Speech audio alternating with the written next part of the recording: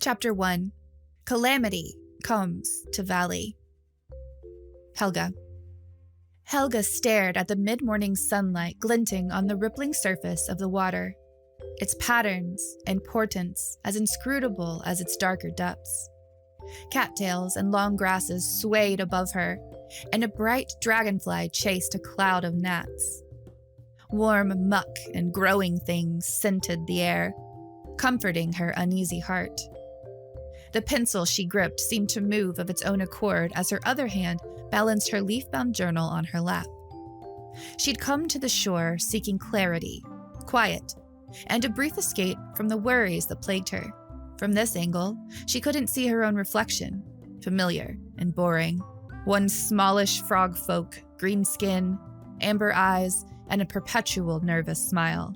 Nothing special, now or ever. Unless being especially useless could be considered remarkable. Something shifted in the pond or shimmered above it in a haze of heat. Helga squinted, leaning forward, wondering if she was about to have another vision. A long-eared shadow fell over her from behind, and a hand touched her shoulder. With a yelp, Helga leaped into the air, high enough to bump her head on a cattail spike before landing gracelessly in a heap of long legs. "Steady on, Helga, my girl," said Narrated, the rabbit folk's nose twitching with humor or irritation. "There's no call for dramatics." "Sorry," Helga said, collecting her dropped journal. "You startled me is all." "And I wouldn't be doing that if you were about something useful," Narrated retorted, "instead of fishing for visions. Are your village chores finished?" Helga winced. "Not exactly. I was in the still room tending the fire for a batch of witch hazel infusion, but I didn't. Tend it. Ewan said the medicine was ruined and not to darken his doorstep again until his temper cooled like the fire. He'd used more colorful language, but Helga wasn't about to repeat it. "That's just like you." Narrated tipped her leaf-brimmed hat back so she could pin Helga with a red-eyed glare. "Your grandparents coddled you, bless their memories, but you can't while away your life doodling." The reminder of her loss cut Helga more sharply than what Narrated had said, but the rabbit folk wasn't finished delivering her scold.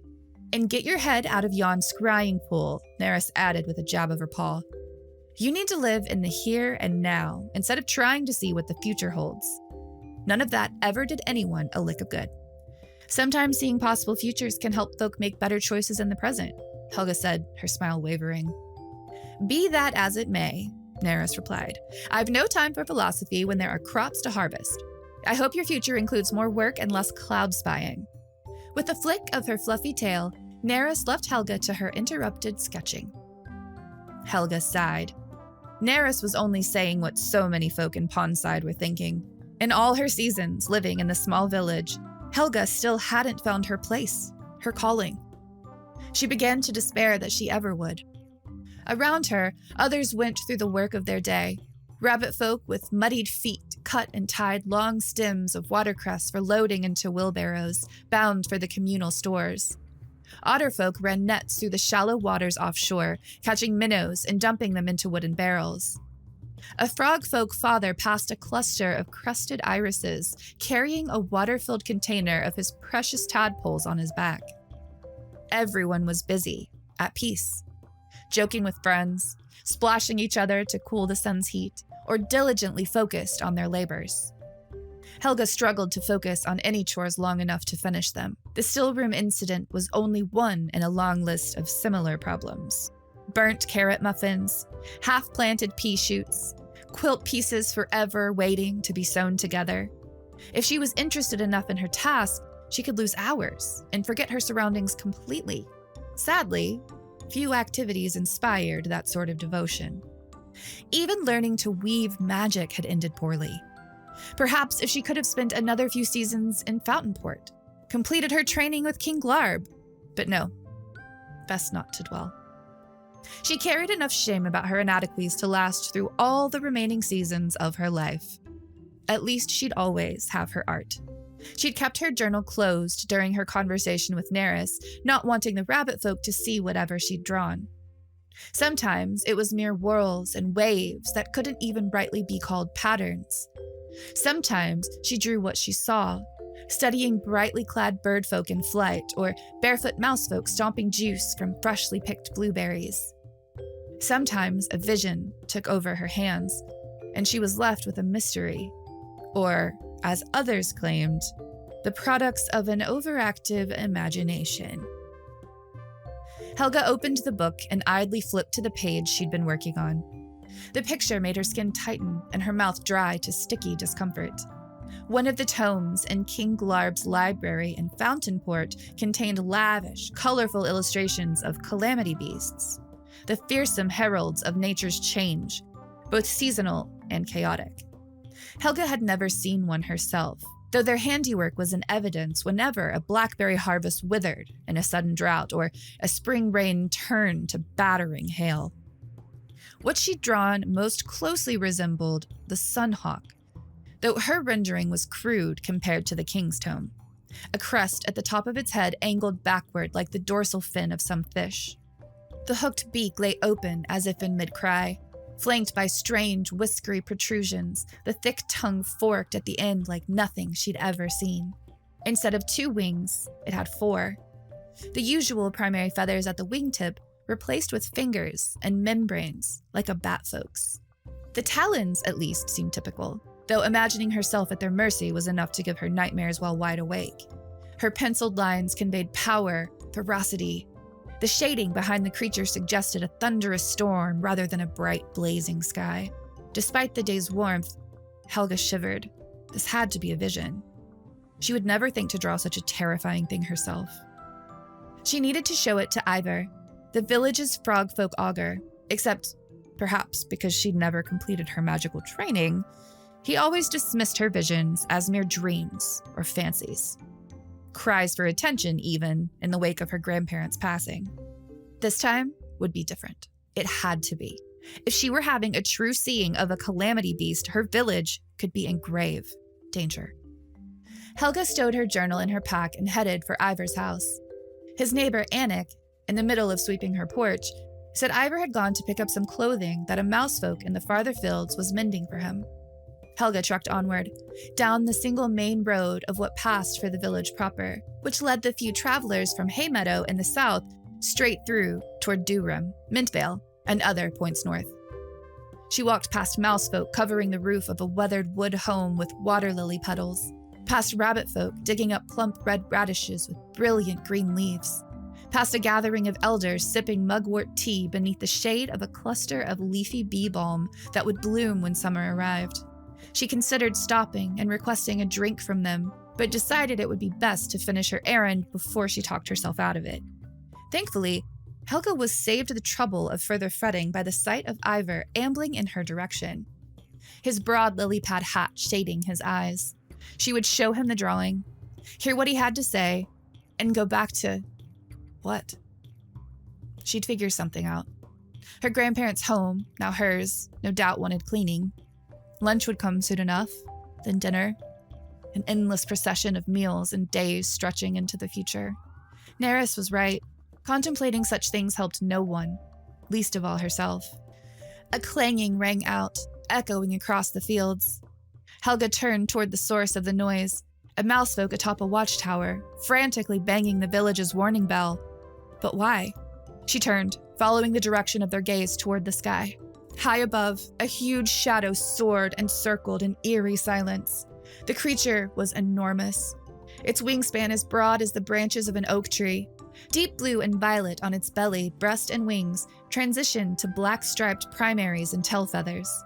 Turquoise magic suffused its beautiful, terrible form, lit up its eyes and beak within the hollow of its face, limned its deadly talons.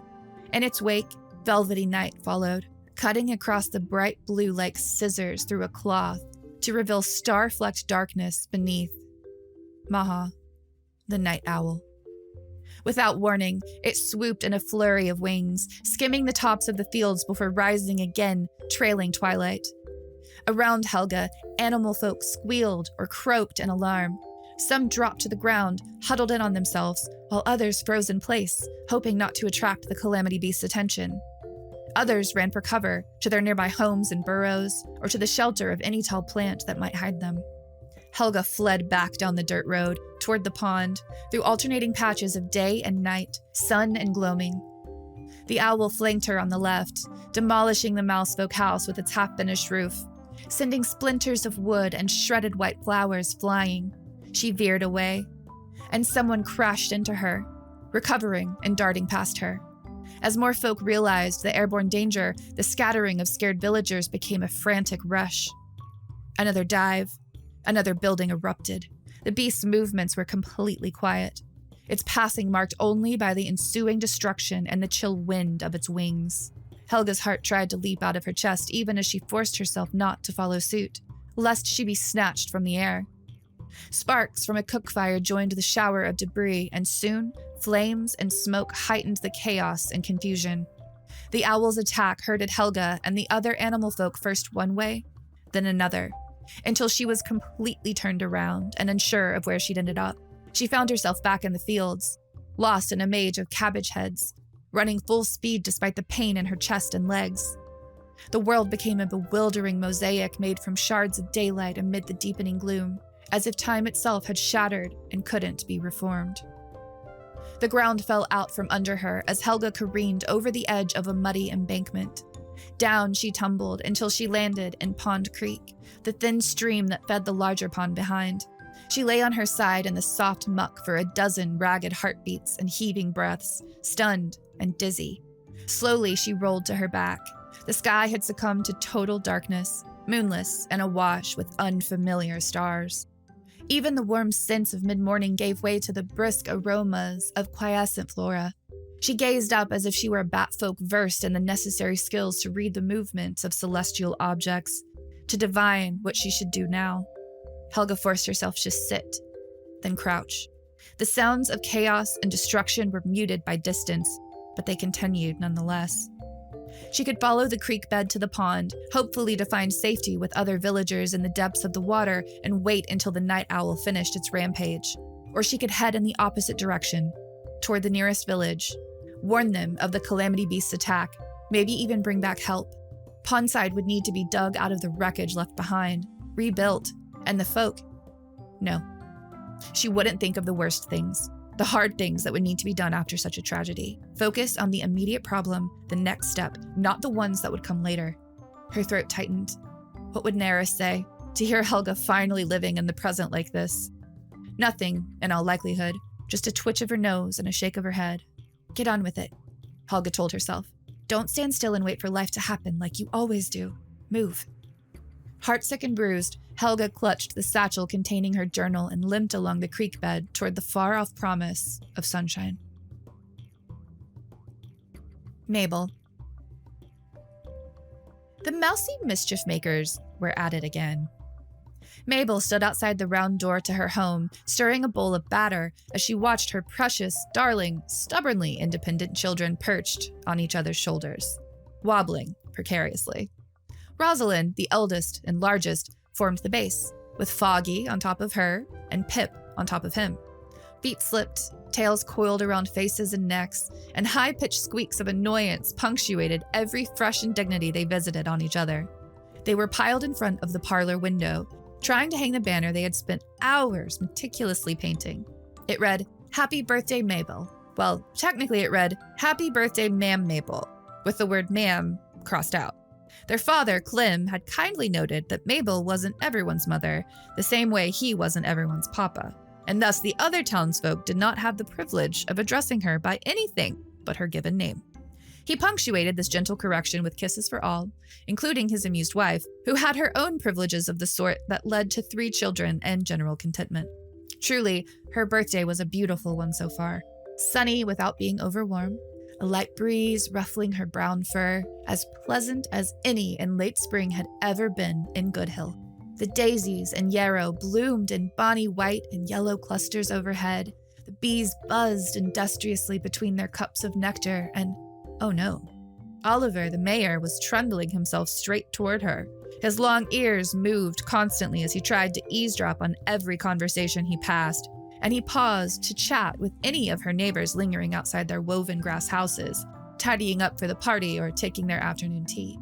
Mabel searched for Clem's plump gray form, but alas, Her beloved must still be out trading for the elderberry jam he needed to finish a batch of his famous cookies. Sighing, she donned the armor of a smile and resigned herself to a battle of politely intrusive small talk and good-natured prying. "Mabel," Oliver called with a wave.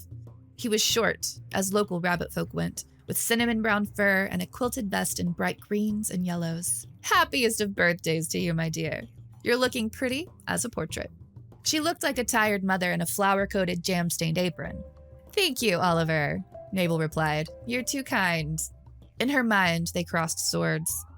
"And what delectable delections have you and your brilliantly gifted baker of a husband prepared for your party this evening?" If she kept talking long enough, perhaps he wouldn't get the chance to ambush her with whatever he really wanted. She had a feeling she knew what it was. "This will be a strawberry cake," Mabel said brightly, one eye still on her children, who had dropped the banner and were attempting to retrieve it while still atop each other. "First strawberries of the season are ripe now, and you know one strawberry will feed half the town. Clem is making elderberry jam thumbprint cookies to go with the strawberry tarts and muffins and crumble, and we've already frosted the carrot cake. Bryn is bringing her acorn scones. Niall promised us a dandelion and turnip green salad. Van's making his chamomile fizzy drink, and such a feast it will be," Oliver exclaimed. "And a lovely opportunity for so many to gather together in celebration." A ducked Perry. Foggy put his foot in Rosalind's ear, which she tolerated with a wince. Pip, alas, then poked the tip of his tail into Foggy's eye, earning him a shrieked scold. Mabel paused her stirring, which was just as well, because the cake would be dense and chewy if she kept at it much longer. "You know, Mabel," Oliver said, leaning closer and speaking in his version of a whisper, which birdfolk in the clouds could hear. "Silver the Bard said he plans to share his Order of the Holly Leaf Tail, seeing as how it's a special favorite around here. And naturally, since it's your birthday given your antecedents, perhaps this would be an appropriate occasion to bring out that old relic you have tucked away in your attic, as a historical demonstration, as it were." Mabel would do nothing of the sort. She prepared her own parry and riposte. "I couldn't possibly distract from Silver's performance like that. Poor fellow. Imagine me interrupting a perfectly pleasant story to wave around a family heirloom. You could wait until he finished," Oliver ventured, his ears widening and angling back slightly. "But then all his efforts would fly right up into the trees, wouldn't they? Instead of everyone complimenting him on his fine work, they'd be attending me. And that would be simply too rude, birthday or not." Mabel shook her head as if regretful. "No, best to leave it in the attic where it belongs and let Silver have his due. Along with some strawberry cake, of course." Dare she hope she disarmed him with that one. "Your point is taken," Oliver said, a foot thump signaling he had accepted defeat. "But have you considered that Silver himself might be interested in seeing the relic, Not disarmed at all, renewing his assaults. Mabel's mother, Iris, in all the seasons she'd been guardian of the artifact, had never brought it out for her neighbors to ogle as if it were a new bonnet or belt. If she were still in town, Oliver wouldn't have dared make his request at all, because Iris would have blistered his ears until he turned tail. Or her father, Ellis, would have spun a refusal so eloquent, Oliver would hardly have known he'd been turned away until he was back in his burrow. Alas, Mabel's parents were on a much-deserved vacation in the northern country, and thus was Mabel left to fend for herself. She missed them, not only because she was having to manage Oliver, but because it was her birthday. And it would be only the second time in her life that they were separated for the occasion. There would be other birthdays, she had told them, and it was true, but even so.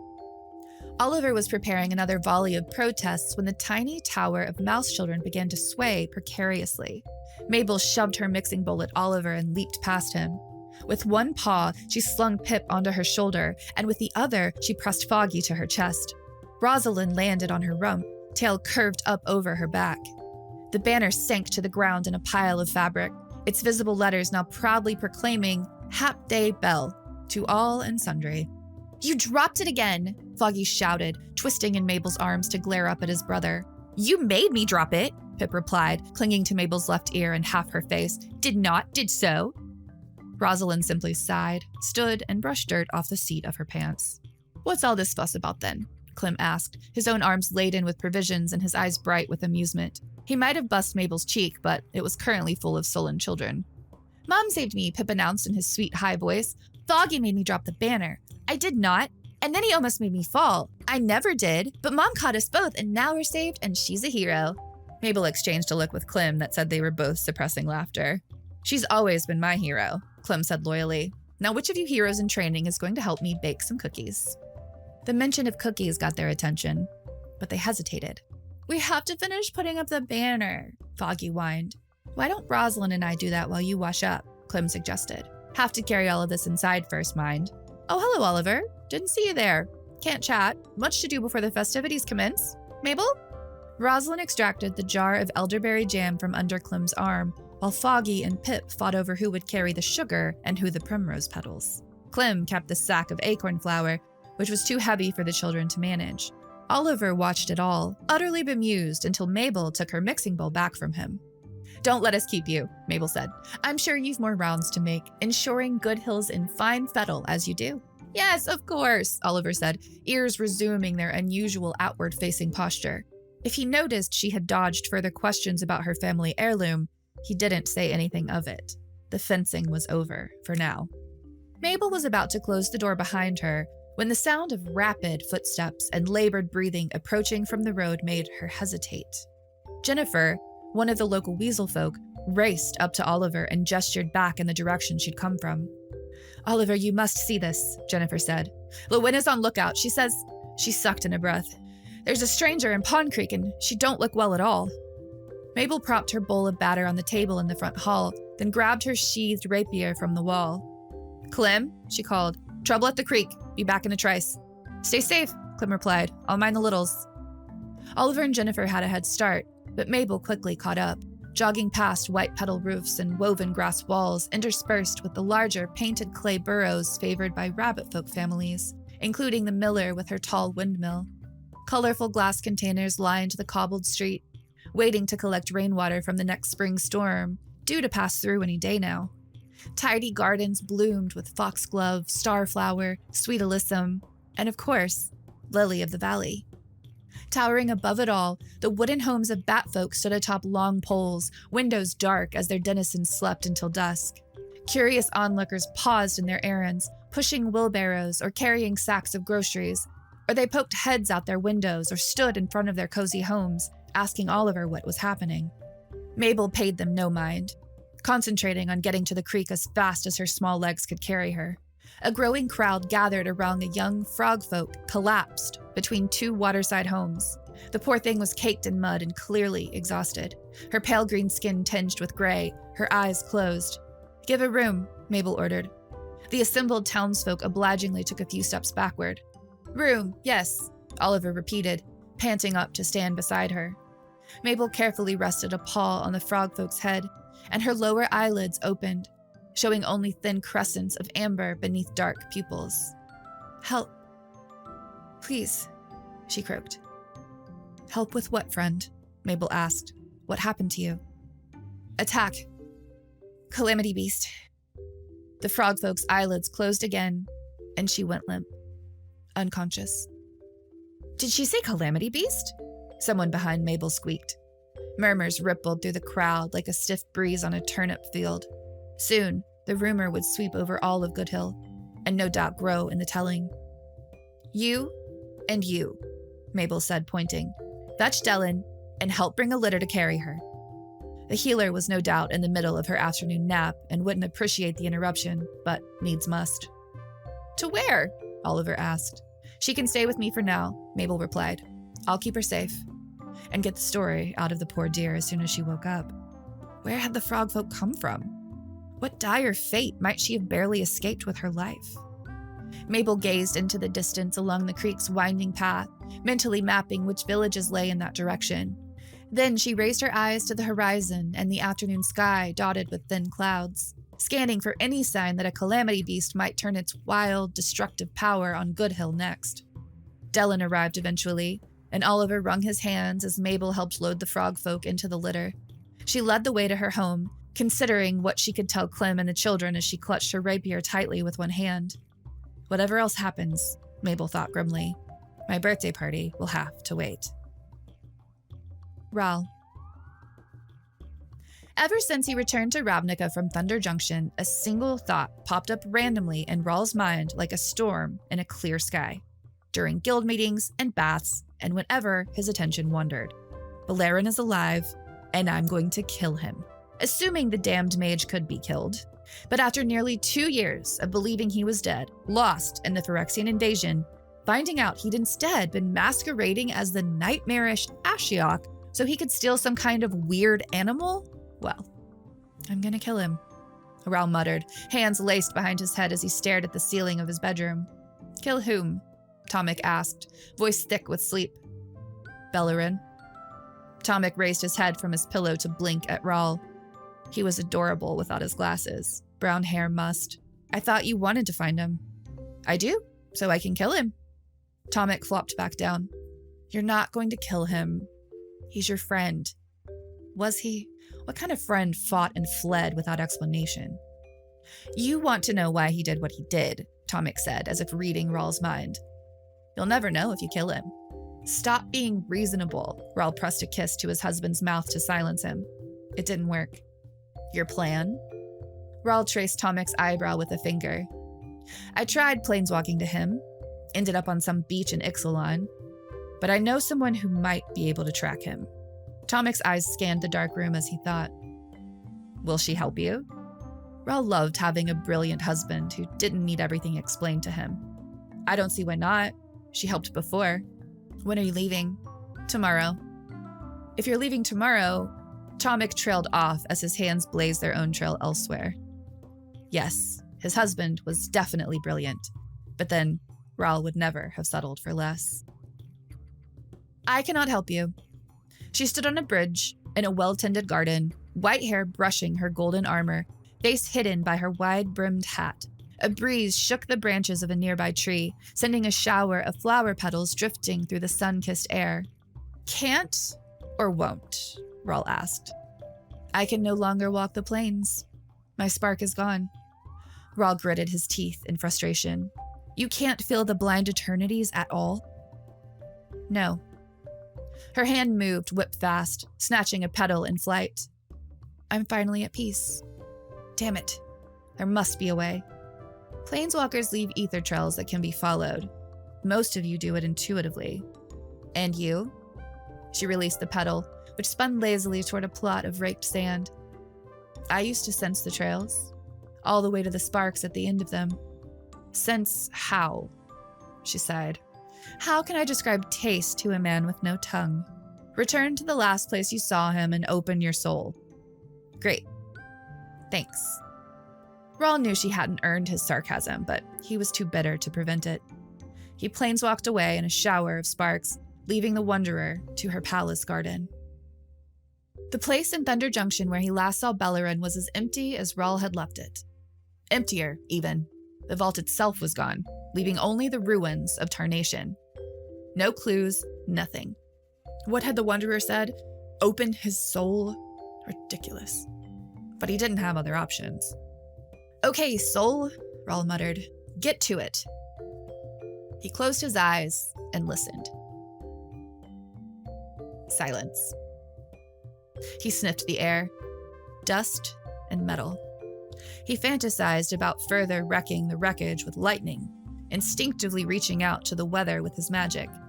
Maybe a nice storm would cheer him up. Wait. His power brushed something. A hint of green. It felt smudged like a word partly erased from paper. Had Balerion somehow wiped away the memory of his ether trail? That conniving little... Ral focused on that trace with every part of himself. The sense of greenness bloomed like a flower. Closing his eyes, he followed it into the blind eternities and found himself in a field surrounded by dandelions. They were taller than any he'd ever seen. So was the grass and the distant trees. What plane was this? Where was Balerion?